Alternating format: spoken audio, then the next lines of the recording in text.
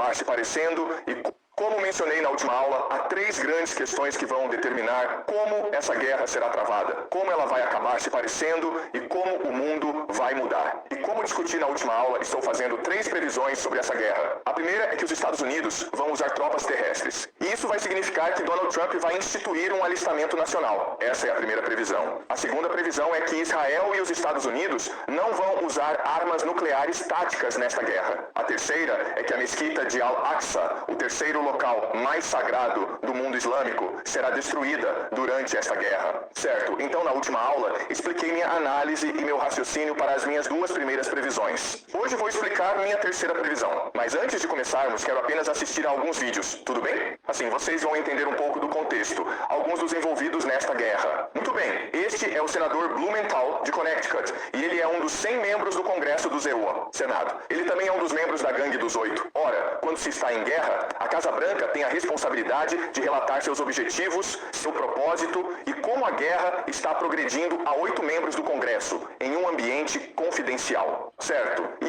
este é o senador Blumenthal, depois de ter sido interrogado pela Casa Branca. E é isso que ele tem a dizer sobre o andamento da guerra até agora. Saí dessa reunião tão insatisfeito e irritado, sinceramente, quanto de qualquer outra reunião anterior. Em meus 15 anos no Senado, fiquei com mais perguntas do que respostas, especialmente sobre o custo da guerra. Minhas perguntas ficaram sem resposta. E vou exigir respostas porque o povo americano merece saber. E creio que o que mais me preocupa é a ameaça à vida de cidadãos americanos decorrente do possível envio de nossos filhos e filhas para o solo iraniano. Parece que estamos caminhando para o envio de tropas americanas para o solo iraniano a fim de alcançar qualquer um dos objetivos potenciais aqui mencionados.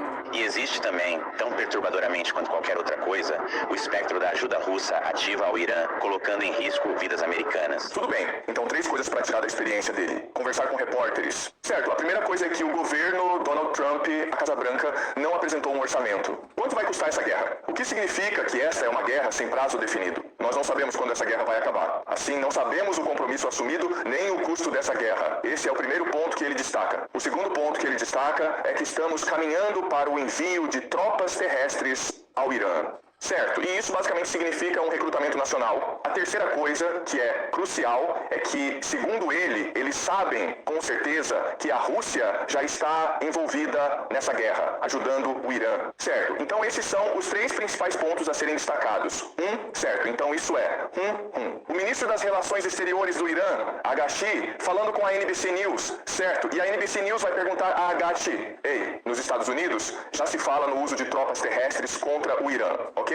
Agora, quero que vocês observem a reação dele e, em seguida, a reação dos jornalistas. O presidente Trump não descartou o envio de tropas terrestres para o Irã. Você tem medo do ZEUA? Invasão em seu país? Não, estamos à espera deles. Você estava esperando pelo ZEUA. Militares vão invadir tropas terrestres? Sim, porque temos confiança de que podemos enfrentá-los. E isso seria um grande desastre para eles. Certo, você entendeu? Ok. O Irã está disposto a enfrentar o ZEUA? Haveria confronto militar com tropas terrestres? Bem, estávamos preparados para isso. Certo, então, novamente, há certas coisas a serem apreciadas. Primeiro de tudo, o ministro das Relações Exteriores, entendi. Ele não está nem um pouco preocupado com tropas terrestres. Na verdade, ele basicamente disse: é uma armadilha para vocês. Se vocês vierem, estamos nos preparando há cerca de 20 anos para isso, nós vamos destruí-los. Outra coisa que você vai notar é que o jornalista fica completamente surpreso com a resposta.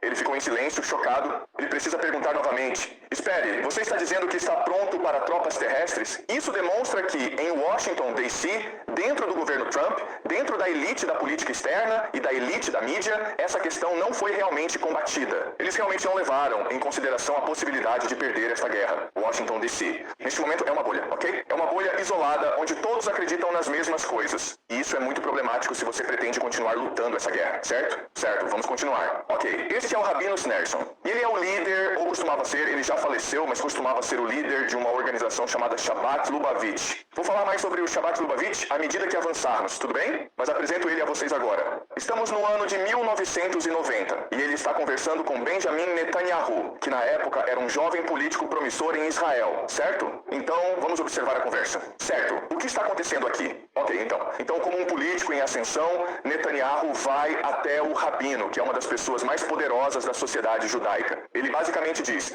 você me daria sua bênção? você vai me apoiar nos meus empreendimentos políticos? O rabino disse, sim, eles também conversam sobre como as coisas estão progredindo. Então, o que estamos dizendo é que existe quase como um plano em andamento para alcançar certos objetivos religiosos. E as coisas estão indo bem. Mas o rabino Schneerson diz, mas não estão indo rápido o suficiente, porque precisamos do Messias, o grande líder do povo judeu, para vir. E podemos colocar em movimento coisas que forçarão a vinda do Messias. Então vamos acelerar as coisas, Netanyahu, certo? Então, o que é isso eu vou explicar mais tarde, ok? Mas quero que você esteja ciente disso, de quem são essas pessoas. O rabino Schneerson é muito importante para a nossa história. E Netanyahu, é claro, é o atual primeiro-ministro de Israel. Muito bem, vamos continuar. Tudo bem? Queremos saber o que você está lendo agora. O que estou lendo? Sim, isso é... Eles convocaram ferozmente o povo judeu contra... Por que escolheu esse produto? Perdemos essa. Sei. Temos que ganhar a próxima. Queremos saber o que... Você está lendo agora. Ok, tudo bem. Então essa foi uma troca de informações muito rápida, ok? Um jornalista pergunta a Benjamin Netanyahu, que livro lê agora? Ele responde, Roma contra os Judeus.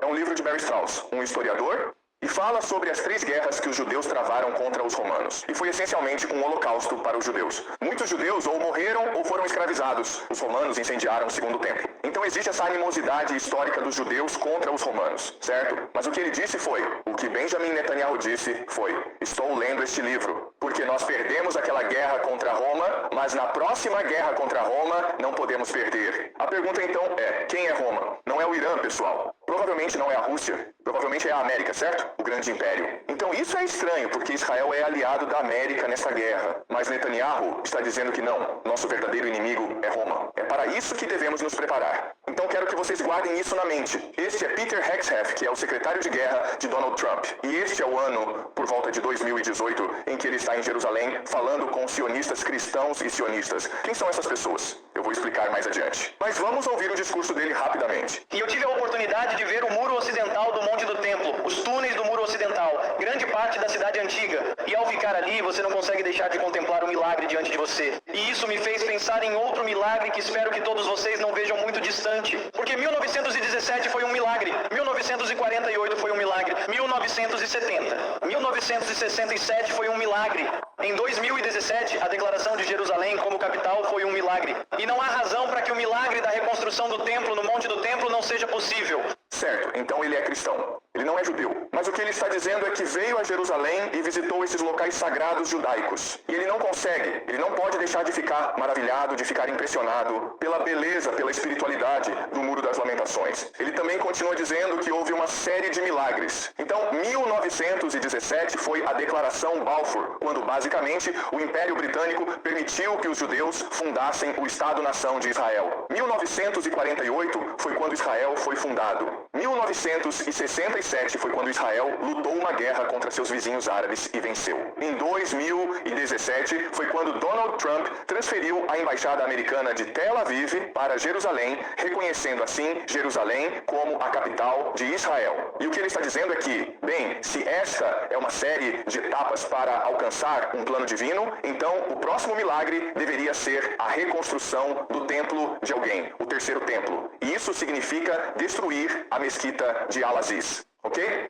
Então, o que está acontecendo aqui? Certo, explicarei mais tarde, mas quero saber quem são essas pessoas e como elas pensam. Muito bem, vamos para mais um vídeo. E então, se você quer construir o templo de alguém, se você quer construir o terceiro templo, você precisa se livrar do terceiro local mais sagrado do mundo islâmico. E como você faz isso? Bem, existem algumas opções, certo? Então... Mísseis vão atingir a mesquita e limpar o local para o terceiro Beit HaMikdash. Isso também poderia ser um... Isso que estamos vendo é absolutamente um verdadeiro milagre. Se dependesse de mim, da última vez que lançaram centenas de mísseis, eu fingiria que um deles veio do Irã e o derrubaria. Você sabe? Então todos os árabes se voltariam contra o Irã e seria o fim dos problemas. Vocês fazem esses lunáticos brigarem entre si. Nunca é tarde demais você estar lidando com um bando de covardes. Certo, então, este é um rabino em Israel, e ele está dizendo como, no ano passado, durante a guerra de 12 dias em junho, o Irã lançou mísseis contra Israel. E o que ele está dizendo é que, sabe, aquela foi uma oportunidade para nós fingirmos. O míssil iraniano atingiu a cúpula da rocha, a mesquita de Al-Aqsa, destruindo-a. E então os árabes culparão os iranianos e entrarão em guerra contra os persas. E aí podemos simplesmente sentar e rir desses lunáticos, ok? Portanto, isso pode ser confuso para você em relação a quem são essas pessoas e por que estão dizendo essas coisas. Tudo bem? Mas agora eu vou explicar para vocês o que realmente está acontecendo, ok? E continuo dizendo isso, mas é difícil, de uma perspectiva geopolítica, explicar essa guerra entre o Israel e o Irã. Você precisa analisar a perspectiva religiosa, ok? A perspectiva religiosa. E é nisso que quero me concentrar hoje. Professor Jean Chouetin, com as suas tão maravilhosas, instigantes e poderosas previsões, das quais nós comentaremos muito, muito por aqui na Geopolítica Preditiva, trazendo a Geopolítica Preditiva em primeira mão para o Brasil, que obviamente você não acha em lugar nenhum. O professor Jean termina, na verdade, dizendo que você não pode entender a guerra iraniana e americana sem a perspectiva religiosa. Imagino que ele esteja falando por parte do Irã, onde é uma sociedade que a religião islâmica xiita. É importante nós lembrarmos brevemente que no Oriente Médio, na Ásia, não houve a separação iluminista, tal como no Ocidente, de Estado e religião.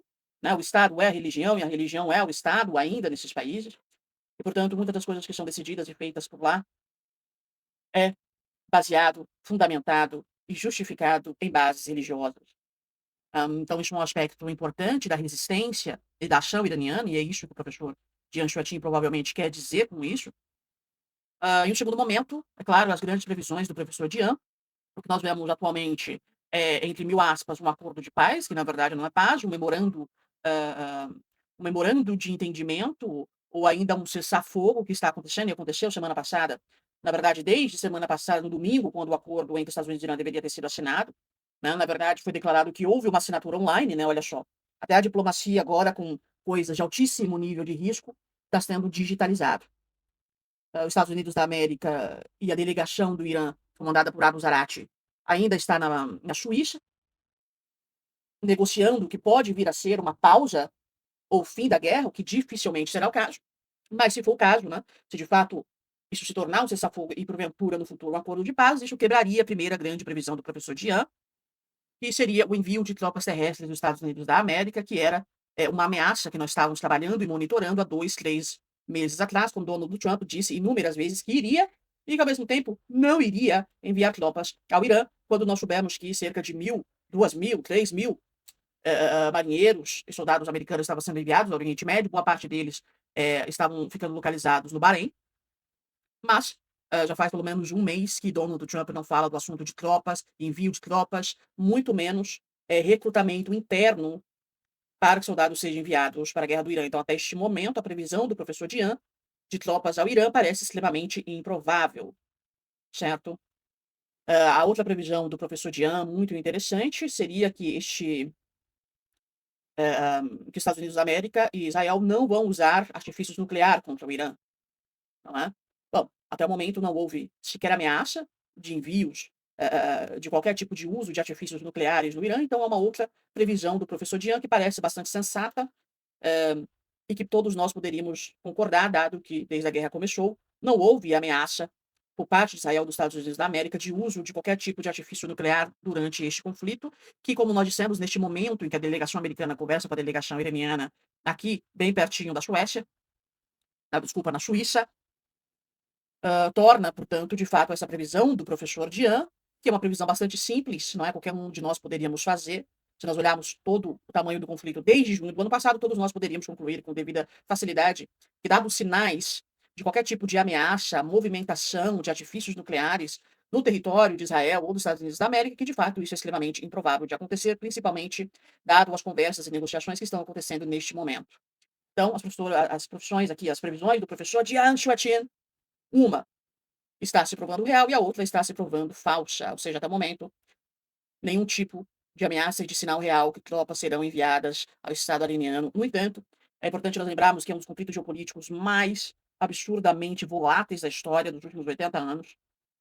A administração Donald Trump muda a cada dia e a cada sol, e, portanto, se este acordo falhar, talvez nós podemos ver um tipo de cenário de escalonamento que possa tornar essa previsão do professor Jean de envio de tropas de um dia para o outro com alto nível de probabilidade. Será que é isso que vai acontecer? Não sabemos, mas acompanharemos aqui no Voz Secular, na parte de geopolítica preditiva. Se você acha isso importante, se você também gosta de geopolítica preditiva, siga-nos, que nós traremos muito, muito mais coisa do professor Jean. Até mais.